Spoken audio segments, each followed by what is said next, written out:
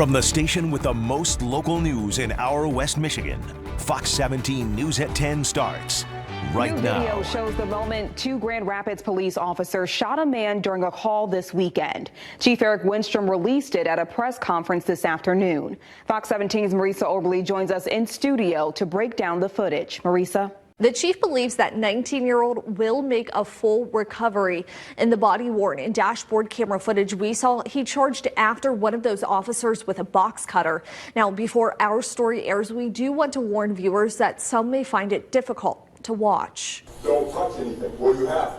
Eric Winstrom calls it a worst-case scenario for law enforcement. Say this is just about every officer's nightmare. On Sunday, the head of the Grand Rapids Police Department released video from a shooting, which happened the day before around 8:35 in the morning near Union Avenue and Inez Street on the city's northeast side. Initially, we had a disturbance with a person call, and that was inside one of the local businesses there, that this individual had been locked himself in a bathroom and then possibly attempting to steal something, and then he was threatening customers. At that point in time, we received a second 911 call saying that there was an individual in the area that was assaulting people. It involved two officers, each with more than 20 years of experience, and a 19-year-old man. Yeah, I'm going to take the box cutter away from you. Right here. According to the footage, one arrived on scene before the other. He makes contact with that young man and tells him to keep his hands up in the air. The 19-year-old initially complies, but then begins to charge at the officer. You're going to get shot. Seconds later, video shows him pull a knife out of his pocket and again run toward police. Stop, please.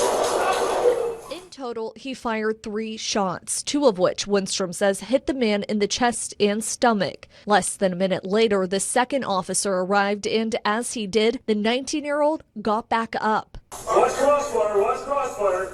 He then ran into the garage of a nearby home. In the footage, police repeatedly tell him to lay down. Get down on the ground. But the man instead mentions another weapon and storms out. The first officer unsuccessfully tries to tase him, which leads the second to fire a 4th shot that hit the 19-year-old in his arm. From there, he went to the hospital. The department expects him to make a full recovery. Winstrom declined to say whether police responded appropriately, but explains GRPD allows officers to use deadly force in some circumstances. If a reasonable officer in that same position would believe that the force was necessary to prevent death or imminent great bodily harm for an individual. So that means if an individual has a box cutter and is standing 45 feet away and just standing there saying, I'm going to cut you with this box cutter, that wouldn't quite cut it because the immediacy is not there. The potential is there, the risk is there, but there's no immediate threat.